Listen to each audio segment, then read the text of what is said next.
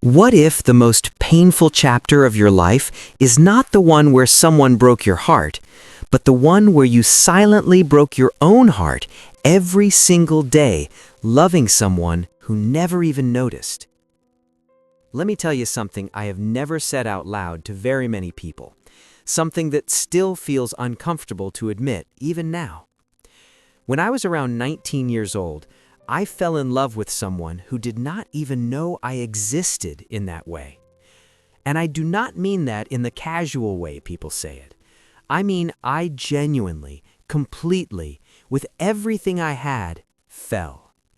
And I kept falling for months, quietly, privately, in a silence so deep that sometimes I felt like I was drowning in it and nobody around me could even see the water. I remember waking up every single morning and the very first thought in my head was them. Not a choice, not something I decided, just them, already there before I had even opened my eyes, before I had even remembered what day it was. Just their face, their voice, some memory of the last time I saw them, sitting in my chest, like something warm and something painful at exactly the same time. And I would go through my entire day carrying this thing that had no name and no place to go. I would see them and my whole body would do something I had no control over. My heart would speed up, my mind would go sharp and focused in a way it never did for anything else. And I would smile and I would talk and I would be completely normal on the outside, while inside I was having an entirely different experience that they had absolutely no access to. That is what one-sided love actually is. It is not just liking someone who does not like you back. That description is too small and too clean for what it really feels like. One-sided love is building an entire world inside your chest, a whole relationship with its own moments and its own conversations and its own future. And the other person does not even have a key to the door. They do not know the building exists. You are living inside something that is completely real to you and completely invisible to them. And that gap, that distance between what is happening in you and what exists between you is one of the loneliest places I have ever been. I used to replay conversations we had and search them for signs. I would remember the way they looked at me for half a second longer than usual, and I would turn that half second into evidence. I would remember a small kindness they showed me, a smile, a question about how I was doing, a moment where they remembered something I had mentioned, and I would build entire castles on that foundation. I became an expert at finding meaning in things that had no meaning, at turning ordinary human kindness into proof of something that was not there. And nobody tells you how exhausting that is. Nobody tells you what it costs to maintain hope in the direction of something that is not coming. Every day you spend invested in someone who cannot see you is a day your energy goes somewhere it will never return from. Every morning you wake up thinking about them is a morning you are not waking up for yourself. Every moment you spend wondering what they're doing or who they're with or whether they think about you at all is a moment of your actual, real life going past without you in it. I am telling you this not to make you feel worse about what you are going through.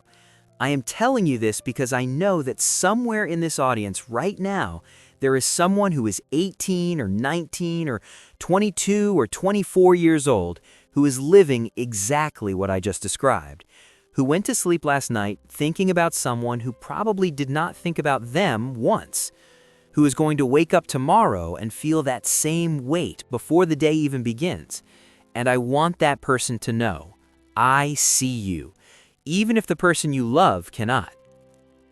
Here is what I learned from that season of my life.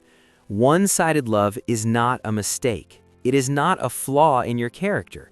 It is not evidence that something is wrong with you.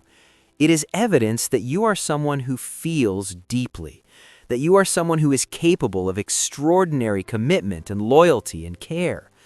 The only problem is that all of that capacity went towards someone who could not receive it. The love was real. The direction was the problem, not you, never you. You are 18 or 20 or 23 years old. Your heart is so new at this, so unguarded, so genuinely open in a way that it will never quite be again after enough hurt. And that openness is not your weakness, it is your greatest gift. But please hear this, that gift belongs to someone who will recognize it. Someone who will look at all that love you have to give and feel like the luckiest person alive to be on the receiving end of it, not someone who walks past it every single day without seeing it. You deserve to be someone's first thought in the morning, not just your own. The silent world you build alone.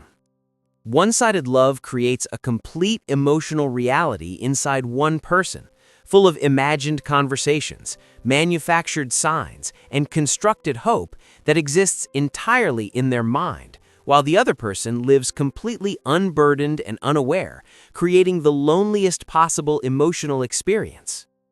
The exhausting performance of pretending.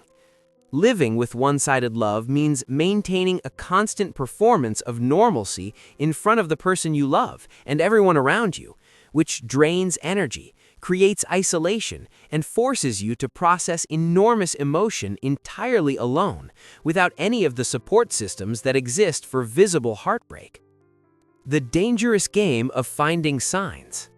The human mind in one-sided love becomes an expert at manufacturing meaning from ordinary moments, turning small kindnesses into evidence of reciprocation, and building false hope on foundations that were never meant to hold any weight, which extends the pain far beyond what it needs to be.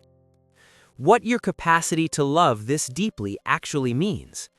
The ability to feel one-sided love this intensely is not a weakness or a flaw, but direct evidence of an emotional depth and loyalty that is genuinely rare and valuable. The problem was never the love itself, but only the direction in which it was invested. The permission to turn away. Healing from one-sided love at 18 to 25 years old requires understanding that redirecting your emotional energy is not giving up or being cold, but is in fact the most self-respecting and courageous thing you can do with a heart that deserves to be met rather than ignored. I want to take you back to something I remember with uncomfortable clarity. I was 19 years old and I was sitting in a room full of people, and the person I loved was across that room talking to someone else, laughing at something someone else said, completely at ease, completely unbothered, completely unaware that I was watching them from across the room, feeling something so enormous that I genuinely did not know what to do with my own body in that moment. And the thing that hit me, the thing that has stayed with me ever since, was the absolute completeness of the world I had built inside my own head around this person. Because in my mind, we had a whole story. We had moments that I had replayed so many times, they felt like shared memories, even though they were just ordinary interactions that probably meant nothing to them. We had conversations I had imagined so vividly that I sometimes confused them with things that had actually happened. We had a future I had sketched out in the quiet hours of too many sleepless nights, an entire relationship that was completely real to me and completely non-existent to them. That is the first thing nobody tells you about one-sided love. It is not just a feeling, it is a world. A fully constructed, internally consistent, emotionally inhabited world that you build alone, brick by brick, out of every small moment you have collected from your interactions with this person. Every smile they gave you, every time they remembered your name, every accidental touch, every moment where they seemed to actually see you, even for a second. You take all of these small, ordinary human things and you build something out of them. Something enormous, something that feels more real than most of the things happening in your actual life. And the cruelest part of this world you have built is that you have to live in it alone. You cannot show it to anyone. You cannot invite the person it is built around because they did not consent to being in it, and they do not even know it exists. You cannot really describe it to your friends because even the most understanding friend will struggle to grasp the full architecture of something this private and this complex. So you live in it alone. You decorate it alone. You maintain it alone. And when things happen in the real world that threaten its foundations, you repair the damage alone, in the middle of the night when no one is watching.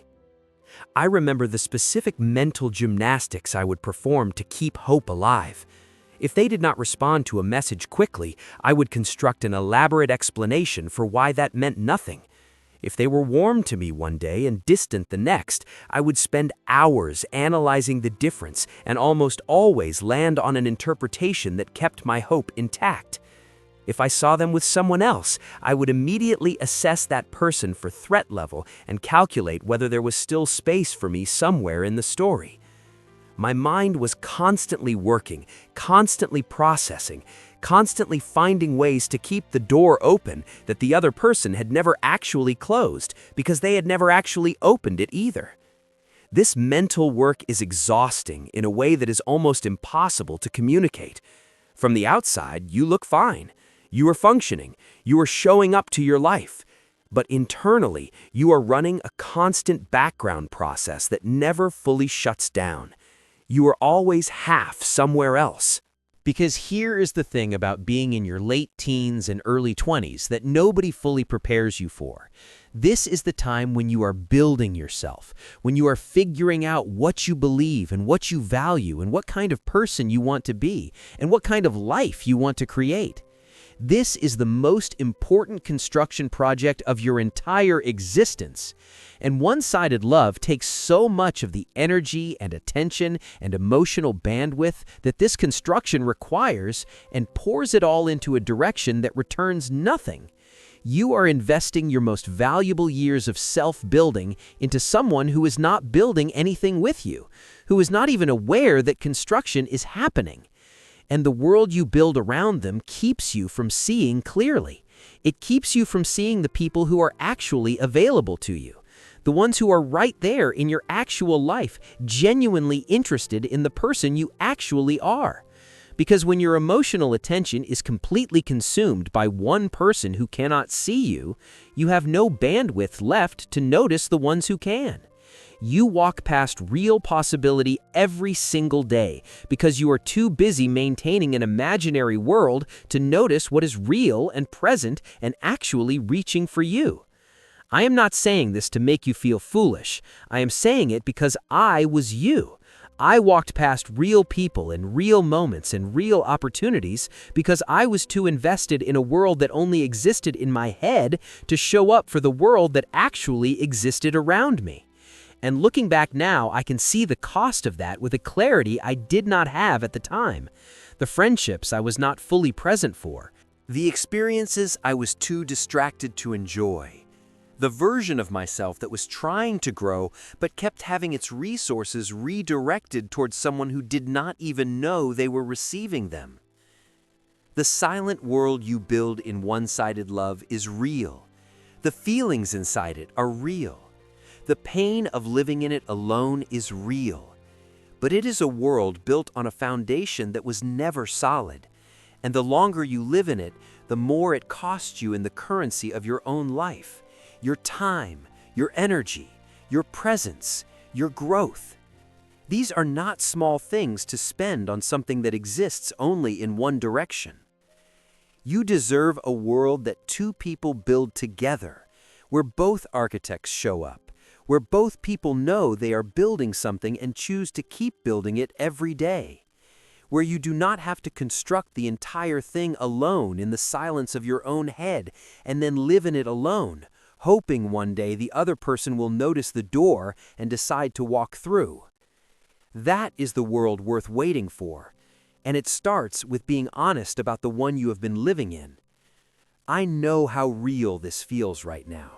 I know that what I am telling you to do, to redirect, to let go, to stop investing in a direction that returns nothing, feels almost impossible when the feeling itself is this strong. But I want you to hear this from someone who has been exactly where you are standing right now. The love you feel is not the problem. The love you feel is actually one of the most beautiful things about you. It is proof that you are someone who is capable of depth and loyalty and genuine feeling in a world that increasingly rewards shallowness.